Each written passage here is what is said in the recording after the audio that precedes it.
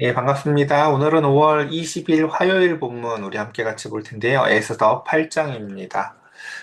두려움이 변하여 된 기도, 한숨이 변하여 된 찬송이라는 제목으로 말씀 나누도록 하겠습니다.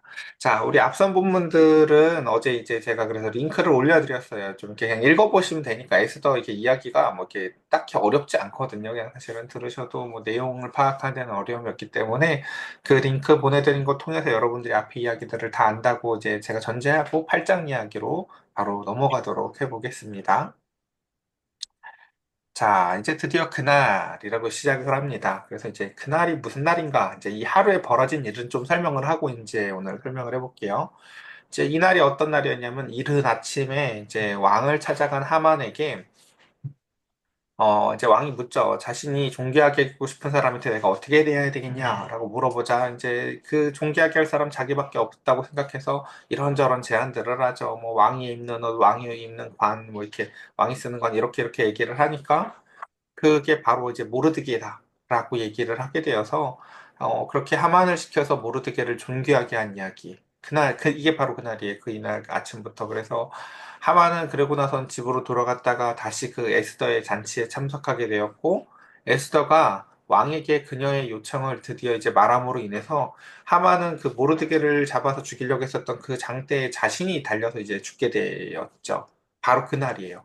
그러고 나서 이제 그날에 바로 그날 다시 본문으로 가서 보면 아하수에로 왕이 유다인의 대적 하만의 집을 왕 에스더에게 주니라 라고 함으로 인해서 왜 그 집을 주었을까요? 그러니까 그 집은 사실 왕은 그 왕궁 안에 살기 때문에 뭐 준다고 해서 뭘 할 수 있는 게 아닌데 그 왕궁 이제 그 하만의 집을 뭐 관리할 수 있지도 않아요. 근데 그럼에도 불구하고 하만의 집을 그에게 주었다는 것은 이제 그가 지금까지 가졌을 이제 두려움에 대해서 그리고 그 가운데서 속상함에 대해서 위로를 해주는 차원에서 그의 손에 맡겨주는 것입니다. 자, 그리고 나서 이제 에스더가 모르드게는 자기에게 어떻게 관계됨을 왕께 아뢰었으므로 모르드게가 왕 앞에 나오니라고 하면서 이제 이 앞에 우리가 이제 그런 것들이 있거든요. 나한텐 너무 당연해서 그런 줄 알았는데 사실 본문은 말하지 않던 것들이 있어요. 보면은 예를 들어서 앞에서 보면은 이제 모든 것들을 다 말했던 것 같아도 사실은 그가 유대인이었다라는 사실이 8장에서 밝혀지거든요. 지금 여기서도 보면은 앞에서 에스더가 이야기를 했었을 때에도 뭐 자기가 이런 고난이 있었다. 그리고 그 가운데에서 우리 민족이 이렇다라고 얘기했지. 그게 유대인이다라고 설명을 하진 않았었어요, 사실은. 근데 이제 자세히 보면 여기서 모르드게가 지금 여기서 보면 에스더가 모르드게는 자기에게 어떻게 관계됨을 설명하죠. 이전에 예를 들면 이제 그래서 이제 이 순간 그 에스더의 설명을 듣고 나서의 왕은 모르드게가 나의 생명의 은인이기도 하지만 동시에 내 부인을 키워준 아버지 같은 사촌이기도 하구나 라는 사실을 이때 함께 알게 됩니다. 그리고 이제 본문에서 말하지는 않지만 그 밑에 좀 더 읽고 제가 그 설명 더 해볼게요. 모르드게가 그리고 나서 이제 드디어 왕 앞에 나오게 되는데 왕이 하만에게서 거둔 반지, 그 인장 반지를 빼앗아 모르드게에게 주었다라고 음, 얘기합니다. 그래서 마치 본문만 보면은 아유 그랬구나라고 하면서 그냥 고마운 사람한테 막 남발하는 그 인장 반지처럼 보일 수 있지만 절대 그런 게 아닙니다. 그러니까 인장 반지는 고맙다고 누구한테 줄 수 있는 게 아니에요. 이건 그 나라의 통치권자한테 그 총리한테 주는 거라고요. 이인자한테 보통 없기도 해요. 그걸요. 그 주지도 그러니까 어쨌든 중요한 것은 무엇이냐면 이게 내가 누구한테 고마워서 주는 게 아니라요. 그 사람한테 능력이 있어야 주는 것이에요. 이건요.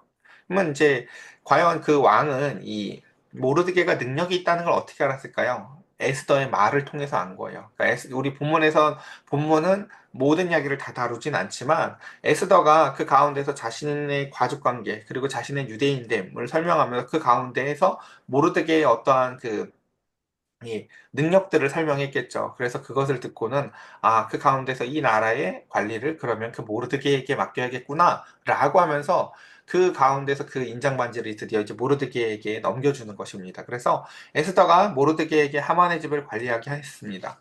그래서 에스더가 다시 왕 앞에서 말씀하여 왕의 발 앞에 엎드려 아각 사람 하만이 유다인을 해하려고 한 악한 꾀를 제거하기를 울며 구하니라고 얘기하며 우리는 이제 이 왕정 시대를 살아보지 않았기 때문에 잘 모를 수 있지만 왕의 명령은요 굉장히 날선 검같이 살아있는 것이에요. 그러니까 지금 앞서 모은 나라에 뿌려진 그 페르시아에 뿌려진 그 조선이 그대로 살아있는 거라고요.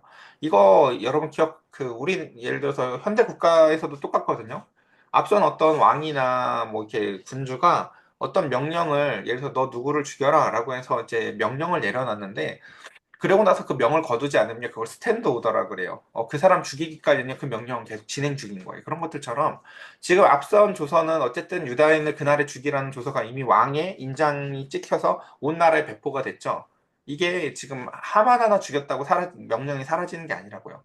그 명령은 여전히 유효하고 그 조서는 온 나라에 반포된 상황 가운데서 똑같아요.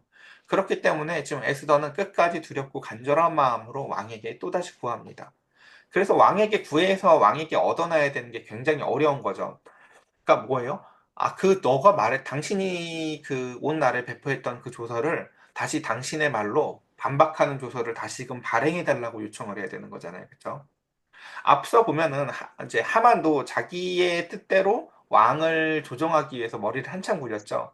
이게 어, 이 아말렉 족속과 우리 사이에 있었던 역사 문제가 아니라 페르시아와 유대인의 법령이 달라서 생긴 문제입니다. 라고 이제 그 거짓된 보고를 통해서 그 자신의 욕구를 이제 취했던 것처럼 그 가운데 에스더도 지금 자신이 진짜 원하는 것은 나 하나 혹은 나의 이제 그 사촌인 그 모르드게의 개인적인 복수를 위해서 지금 일을 하는 게 아니라 온 나라에 있는 그 유다인들의 구원이 그에게 가장 궁극적인 목적이기 때문에 사실 지금 전혀 목적이 달성된 상황이 아니에요, 아직. 그래서 그 가운데서 여전히 그 아각사람 하만이 유다인을 해하려고 한 악한 꾀를 제거하기 위해서 울면서 구하니 왕이 다시금 에스더를 향하여 금규를 내밉니다. 여기서 내미는 금규는 앞에서 이야기했었던 것과는 조금 목적이 다릅니다. 이제 요거는 이제 먼저 나와서 내리는 규가 아니라 그냥 이걸 이렇게 그냥 행위 언어로 설명하자면 구체적인 요청을 그럼 말해봐 라는 의미 정도예요. 자, 그 다음 좀 뒤로 넘어가 볼게요. 이런 거 별로 중요한 게 아니에요. 그냥 이건 그냥 배경 설명이니까. 자, 그래서 에스더가 일어나서 왕 앞에 서서라고 얘기하면서 이제 드디어 이런 자리가 된 거예요. 자, 오늘 중요한 건 여기 5절부터인데요. 앞에 이야기 다 못 알아들었어도 돼요. 5절부터만 잘 알아들으시면 돼요. 자, 어, 중요한 것은 무엇이냐면 일단 첫 번째 에스더가 굉장히 신중했다는 거예요. 이 신중함이 얼마나 크냐면요. 지금 내가 이야기하는 대상이 어떤 존재인지 알고, 열차차는 열차가 또 오고 있습니다. 잠시만요. The train bound for Incheon is 네. 그러니까 지금 먼저 내가 이야기하는 대상이 어떤 사람입니까? 온 페르시아 제국의 왕이죠. 그리고 두 번째, 그 가운데 그를 통해서 얻어내야 되는 게 뭡니까? 한 번 왕의 입에서 나간 말은 웬만하면 걷어지지가 않는데 왕의 조서를 다시금 걷어내는 또 다른 명령의 조서를 얻어내야 되는 것이에요. 그래서 그 가운데서 그는 굉장히 신중하죠. 우리 앞서서서 보면요. 그 잔치에서 자기가 원하는 거 금방 이야기하지 않죠. 그것처럼 에스더는 굉장히 신중하다고요. 근데 이게 진짜 중요한 내용이에요. 한번 요거 좀 볼게요. 그래서 이렇게 얘기를 해요. 그 5절이 그 번역이 조금 아쉬운데 이렇게 얘기를 하는 거예요. 왕이여, 제가 정말 부탁드릴 게 꼭 한 가지 있는데 제가 이야기하는 이 네 가지 원칙에서 혹시 하나라도 벗어나면 이거 안 들어주셔도 돼요라고 얘기하면서 얘기를 하는 거예요. 그러면서 이렇게 얘기해요. 첫 번째, 5절 보면은, 이게 만약에 보기에, 왕이 보시기에 좋은 게 아니면요. 제가 지금 드릴 이 부탁이 좋은 게 아니면, 왕에게 좋은 게 아니면 거절하셔도 좋습니다. 두 번째, 저 에스더가 왕 앞에서 이렇게 은혜를 구하는 것, 은혜를 입는 것, 호의를 찾는 것이 아니면 이것을 거절해도 좋습니다. 세 번째, 그리고 이 저의 요청이 왕 앞에서 적절하지 아니하시면 이거 거절하셔도 좋습니다. 그리고 만약에 앞에 이야기했던 것처럼 그것이 왕에게 좋은 것이기도 하지만 동시에 왕이 보시기에 저에게도 좋은 것이 아니라고 생각하시면 이거 안 들어주셔도 좋습니다. 라고 얘기하는 거예요. 그러니까 이 네 가지 원칙 안에 무엇 하나라도 벗어난다면 저의 부탁을 거절하셔도 좋습니다. 이야기를 하며 그 가운데서 에스더가 그물망을 굉장히 크게 쳐요. 지금 이게 왜 여러분 중요한지 이게 빨리 감이 안 잡히실 수도 있는데 이게 한번 두 사람 사이 한번 대화를 여러분 생각을 해보세요. 어, 이게 너에게 좋은 것, 당신에게 좋은 것, 그리고 그 가운데에서 내가 당신을 의지하고 있다라는 증표가 되는 것, 또는 그 가운데서 이것이 당신이 생각하기에 조금도 적절하지 않은 부분이 있다면, 이라고 하면서 굉장히 신중한 태도를 취하죠. 이게 사실, 이게 지금 이 땅에 있는 페르시아 제국의 그 왕에게 태하는 태도가 바로 이러할진데, 사실 이 태도가 누구에게 나타나야 되는 태도냐면, 사실은 우리가 하나님에게 기도할 때 나타나야 되는 대표적인 태도 중에 하나가 바로 이런 것이에요. 그러니까 제가 되게 좋아하는 말씀 중에 전도서 5장에 이런 말씀이 있거든요. 제가 한번 읽어볼게요. 너는 하나님의 집에 들어갈 때 네 발을 삼가해라. 왜요?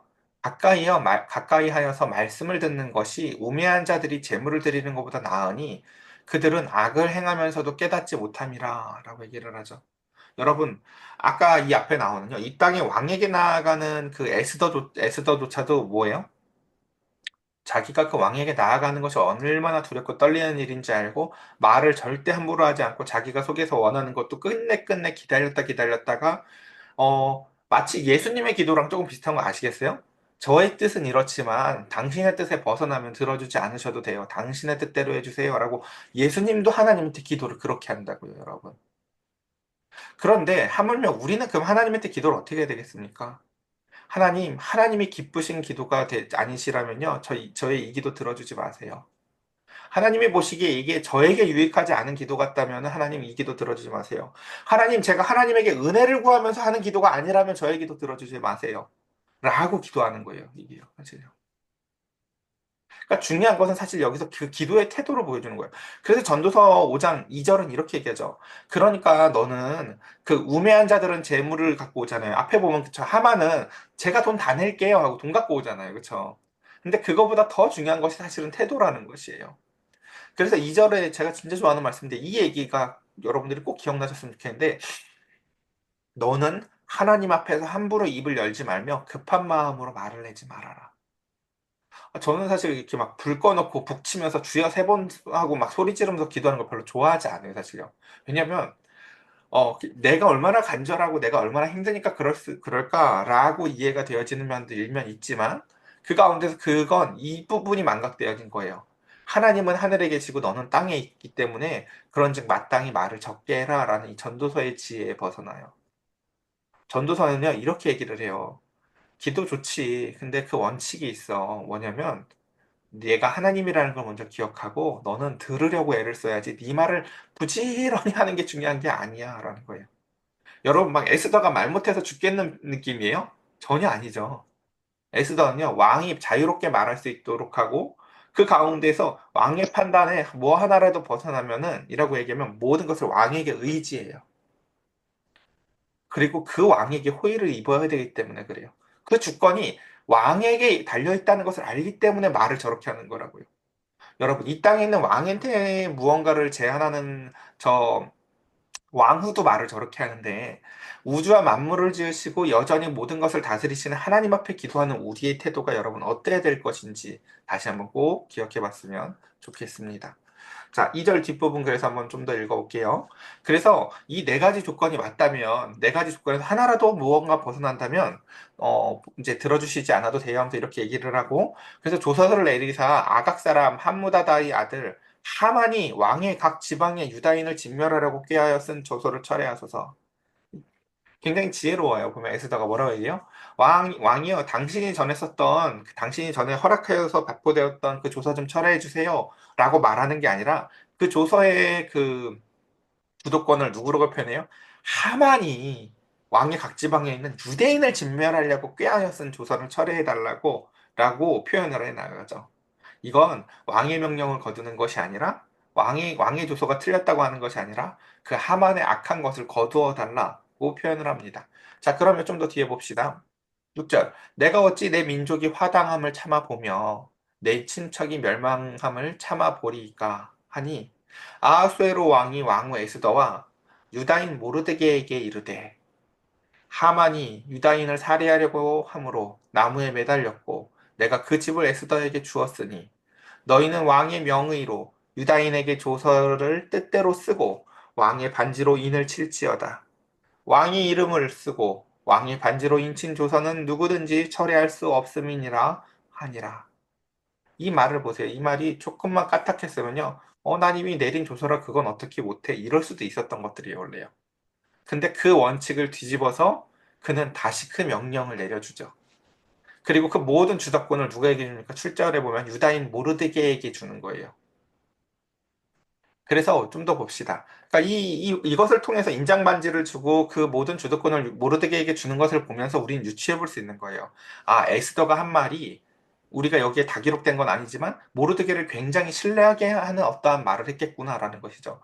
그가 나라에 운영할 만한 능력도 있는 사람이고 그가 내게 참 고마운 사람이기도 하고 당신의 생명도 구했던 사람이다라는 것이 에스더가 전한 이야기였을 거라는 거죠. 자, 그러면서 이제 봅시다. 9절. 그때 시완을 곧 3월 23일에 왕의 서기관이 소집되고 라고 하면서 우리 저 앞에서 한번 이 장면 본 적이 있어요. 그 127개의 도로 구성되어 있으니까 왕이 제일 먼저 그 하는 일이 뭐냐면 명령을 반포할 때 서기관들을 다 불러다가 도서를 써서 그것들을 예, 그쵸. 각 도로 보내야 되니까 서기관들을 불러들이죠. 지금 이때가 그래서 날짜를 계산해 보면 언제냐면 하만의 조서, 그러니까 온 유대인들을 이때 죽여라 라고 해서 그 가운데서 하만의 조서가 반포된 지 딱 70일쯤 됐을 때쯤이에요. 그러니까 이 70일이 어떤 70일이었을지를 여러분 상상해 보세요. 여러분 두 달 이상 막 이렇게 속 썩어 본 적 있으세요? 당신 1년 있다가 이제 죽습니다. 라는 이런 그 뭔가 시한부 선고를 받고 한 두 달쯤 보냈다고 한번 생각을 해보세요. 정말 지옥 같죠. 근데 나 한 사람의 생명이 아니라 나로 인해서 온 나라의 유다인 전부가 다 그 날로부터 약 지금 두 달이 조금 지난 시간에 벌어진 일입니다. 자, 그래서 한번 읽어볼게요. 모르드게가 시키는 대로 조서를 써서 인도에서부터 구스까지 127개의 지방, 유다인과 대신과 지방관과 관원에게 전할세. 그러니까 이 범위를요, 좀 더 구체적으로 설명해요. 어디요? 저 오른쪽 인도부터 저 왼쪽 구스 땅까지 있는 유대인이 다 죽을 뻔했다는 걸 강조하고 싶은 거예요, 사실은요. 그래서 거기에는 모든 사람들에게 다시금 새로운 조서가 가는 거죠. 누가 주도권을 가지고 모르드게가 시키는 대로. 그래서 좀 더 봅시다. 각 지방의 문자와 각 민족의 언어와 유다인의 문자와 언어로 쓰되 아수에로 왕의 명의로 쓰고 왕의 반지로 인을 치고 그 조서를 역졸들에게 붙여 전하게 하니 그들은 왕궁에서 길러서 왕의 일에 쓰는 준말을 타는 자들이라 라고 하면서 요거 페르시아에서 자주 쓰던 언어들인데 고대 페르시아에서 가장 신속하게 그 조서를 전달하는 체계에 대해서는 우리가 제일 첫 시간에 배웠었어요. 자, 어쨌든 좀 더 보겠습니다. 그 다음, 이제 한 가지, 오늘 크게 중요한 게 두 가지인데, 이제 두 번째 것들 한번 더 살펴볼게요. 그래서 조서에는 왕이 여러 고을에 있는 유다인에게 허락하여 그들이 함께 모여서 라고 하면서, 이제 그 조서의 내용을 이렇게 요약을 하고 있어요. 보면은, 이제 우리말 번역이 조금 이제 부족하긴 하지만 설명을 해볼게요. 첫 번째는, 유다인들아, 너희들은 스스로의 생명을 보호해라. 라는 게 첫 번째 이제 규칙이에요. 뭐예요? 아, 그날에 내가 다 죽이라고 전에 조서를 내렸지. 유다인들아, 너희들은 스스로 생명을 보호해. 라는 거예요. 그럼 전에 조서랑 뭔가 내용이 반하는 것 같죠. 두 번째, 각 지방에 있는 백성 중에 세력을 가지고 있어서 너희들을 치려고 하는 자들, 그리고 심지어 너희들의 그 처들과 아이들을 죽이려고 하는 사람들로부터 너희 스스로를 보호하고, 그뿐만 아니라 세 번째, 그들을 죽여도 돼. 그리고 심지어 그런 자들이 있다면 너희들이 찾아가서 그 무리들을 도륙하고 진멸하도 돼. 그리고 마지막에 심지어 그 재산까지도 탈취해도 괜찮다라는 조서를 내려요. 물론 이 뒤에 보면요. 그 유대인들은요. 이것을 네 번째 것까지 해요. 그러니까 자신을 해하려고 했었던, 즉 그 하만의 꾀에 함께 같이 동참해서 유대인들을 죽이려고 했었던 그 사람들을 이제 진멸하는 일까지 해요. 하지만 그들의 재산은 손대지 않습니다. 어쨌든 좀 더 뒤에 보도록 하겠습니다. 그래서 아하수에로 왕의 각 지방에 있는 아달하고 12월 13일 하루 동안 하게 하였고 라고 하면서 그날이 되게 해요. 그쵸? 원래 이날 어떤 날이었습니까? 유대인들의 멸절의 날이었죠. 근데 그 유대인의 멸절의 날이 이제는 유대인들이 대적을 멸절시키는 날로 역전시키십니다. 그래서 13절 이 조서 초본을 각 지방에 전하고 각 민족에게 반포하고 유다인들에게 준비하였다가 그날에 대적에게 원수를 갚게 한지라 라고 하면서 이 왕의 조서 한번 여러분 상상을 해보세요. 왕의 조서가 어마어마한 권력과 또한 백성들이 지켜야 될 법이 되는 세상이었잖아요. 지금은 우리가 사는 세상은 대통령이 무슨 말을 해도 되게 말 같지도 않은 말이면 그렇죠 무시가 되어지고 대통령이 말했다고 법이 되는 게 아니라 입법부가 법을 내고 나서 그 다음에 그렇죠 중간에서 법이 만나도 국민들해야 되고 그 다음 그 왕권이 영원하지도 않던 시절의 이야기지만 지금 그렇지만 이 당시에 왕의 조서는요 그냥 법이에요 법 그렇죠 그래서 우리는 이 조서의 무게를 좀 더 좀 느껴봤으면 좋겠어요. 왕이 말을 하는 것은 곧 백성들이 지켜야 되는 법이 되던 세상이에요. 그런데 우리가 믿는 하나님은 온 세상을 지으신 영원한 통치자세요. 그리고 이 땅의 왕은 이렇게 어리석어서 남의 말에 속아서 이렇게 말을 했다가 저렇게 말을 했다가도 하지만 우리가 믿는 하나님은 참된 지혜를 가지고 영원한 왕이시며 그 가운데서 조금 더 흠이 없으신 분이세요. 그 왕이 이 땅에 우리에게 마태복음 28장에 보면은 조서를 내리시죠. 뭐라고요? 너희는 온 민족으로 제자를 삼아 세례를 주고 내 이름으로 세례를 주고 각 민족에게 복음을 전하라 라고 조서를 내리시면서 그 가운데서 내가 너희에게 성령을 주리라 라고 말씀하셨어요. 거기서 어떠한 무지한 사람도 저에겐 좀 다른 달란트에 맞는 일을 주시면 안 돼요? 이런 소리 하지 않죠. 네. 왕의 조서의 무게, 그리고 그것을 뛰어넘는 하나님의 조서의 무게를 우리가 좀 더 느껴보면 좋을 것 같습니다. 그러니까 자, 그래서 그날에 대적에게 원수를 갚게 한지라 라고 하면서 유대인 멸절의 계획에 동참한 이들을 다 대적이라고 그냥 표현하고 있어요. 그리고 왕의 어명이 매우 급함에 역졸이 왕의 일에 쓰는 준말을 하고 빨리 나가고 그 조서가 도성 수산에서 반포되니라 라고 하면서 드디어 기다렸던 일이 되어지는 거예요. 그 드디어 기다렸던 일들. 드디어 그 죽음의 그 그림자로 온 나라가 드리워져 있었던 사람이 여러분 죽음을 모르니까 살잖아요. 너 언제 죽을 거야? 라는 걸 모르니까 살잖아요. 그쵸? 날짜가 조금 길어도요. 날짜를 알면 못 살아요, 여러분. 그 날짜를 미리 알아버리면요. 근데 그 유대인들은요, 시한부였다고요. 날짜가 딱 못 박혀 있었어요. 올 겨울이 마지막 겨울이구나, 뭐 이런 식으로. 근데 그 가운데서 드디어 온 나라에 반포된 그 왕의 명령을 다시금 그 가운데서 뒤집을 수 있는 조사가 온 나라에 반포돼요. 그럼 제일 먼저 어디에 반포될까요? 바로 도성 수산이죠. 그래서 그 가운데서 드디어 이제 그 수산의 성에 이제 그 명령이 반포가 되어지자 그리고 나서 15절에 보니까 이제 그 백성들 밖에 지금 어떤 사람들이 있는지 여러분 상상해 보세요. 15절에 보면 일단 모르드게가 드디어 푸르르고 흰 조복을 입고 금관을 쓰고 자색 가는 배의 겉옷을 입고 왕 앞에 나오서 왕 앞에서 나오니 수산성이 즐거이 부르며 기뻐하였다라고 얘기합니다. 이게 무슨 이야기냐면요. 지난번처럼 이렇게 하만한테 야, 내가 누구를 좀 높이고 싶은데 어떻게 해야 되겠냐? 라고 했을 때 이렇게 하세요. 라고 해서 입었던 옷이랑은 다른 거예요. 그건 이제 일회성, 퍼레이드를 위해서 입혀줬던 옷이라면 이건 그게 아니라요. 그 나라에 마치 그 고관, 대작들이 입는 옷을 입혀준 거예요. 이게 무슨 의미일까요? 바로 이제는 하만이 이 나라의 이인자이고 그는 일회성으로 왕에게 은혜를 입는 사람이 아니라 이 나라에서 제일 중요한 직책에 앉은 신하가 되었어 라는 의미. 그래서 그 가운데서 죄를 뒤집어 쓴 채 울던 모습이 이제 드디어 역전되어서 이 나라에서 제일 중요한 자리를 앉은 사람이 되었습니다. 자, 이게 왜 중요하냐면, 그래요. 잘 보세요, 여러분. 하만이 드디어 이제 죽임을 당하고 그 가운데서 모르드게가 이 나라의 이인자의 자리에 앉자 그 가운데서 여러분 수산성이 즐거이 부르며 기뻐하였다. 이게 되게 특이한 점이에요, 여러분. 수산성에 유대인이 많았을까요? 페르시아인이 많았을까요? 당연히 페르시아인이 많았겠죠. 근데 그 명령이 뒤집어진 걸 가지고 왜 수산성이 즐거워서 불렀을까요? 유대인들이 즐거워 부르는 게 아니라요. 제가 정말 그 잠언에 우리가 예전에 공부할 때 배웠었던 요 말씀 한 구절 기억했으면 좋겠는데, 아우, 시간이 없네요. 빨리 하고 넘어가겠다. 우리 잠언에서 예전에 이런 말을 배웠어요. 의인이 형통하면 성읍이 즐거워하고 악인이 패망하면 기뻐 외치느니라. 라고 얘기했어요. 이게 무슨 말인지 여러분 아시겠어요? 어, 의인의 중요한 특징은 뭐냐면요. 늘 공동체의 유익을 위해서 살아가기 때문에요. 의인이 잘 되면요. 공동체가 기뻐해요. 근데 반면에 악인이 망하잖아요. 역시나 그 악인은요. 그러니까 의인과 악인의 특징이 하나님 앞에서 내가 어떻게 살아가느냐라고 규정 짓지 않아요. 잠언은요. 하나님 앞에서 잘 산 사람, 하나님 앞에서 못 산 사람으로 규정을 짓지 않고요. 의인은요. 내가 공동체에게 유익을 주는 삶을 사는 사람이었냐는 거예요.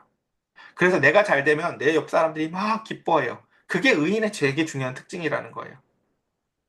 반면에 악인은 뭐예요? 개인의 유익에만 관심이 있기 때문에 떡고물을 먹으려고 하는 사람들만 주변에 조금 있지, 공동체가 그의 어떠함에 대해서 그 가운데서 그의 패망을 기뻐한다는 거죠. 그래서 우리가 잠언에서 정말 그 너무너무 자주 오해되는 말씀 중에 하나가 개미에게 배우라 라고 하면서 막 부지런하라는 말씀처럼 생각하는 말씀이, 부지런하라는 성실성을 요구하는 말이 아니라 사실은 공동체성을 이야기하는 거였다고요. 그래서 그 가운데서 방금 이야기한 것처럼, 그러니까 이 잠언의 말씀에서 비추어 봤을 때 보면, 그쵸? 모르드게가 어떤 사람이 바로요? 그 의인의 모습을 딱 갖고 있는 거예요.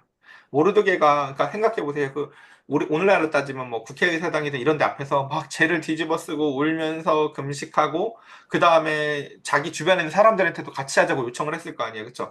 앞에 말씀들 다 기억나시죠? 나랑 같이 기도해 달라고 에스더가 얘기했을 때 자신이 유대인들을 설득해가지고 같이 금식하고 기도하면서 같이 그 가운데서 그 어두운 밤을 보냈던 그 사람들, 그 사람들 앞에 다시금 이제는 그 모르드게가 그 관복을 입고 나오니까 그 모습을 보는 누가 기뻤겠어요. 그러니까 여기서 그 온 성읍이 기뻤다고 하지만요. 여기에서 하나님이 주신 그 상급이 기쁨이라고 제가 옛날에 말을 했는데, 천국 가면요, 여러분 상급 있다고 말할 때 제가 상급이 기쁨이라고 말하니까 조금 실망하는 분들 계실 수 있는데요. 진짜 상급이 기쁨이에요, 여러분. 왜 상급이 기쁨인지 아세요?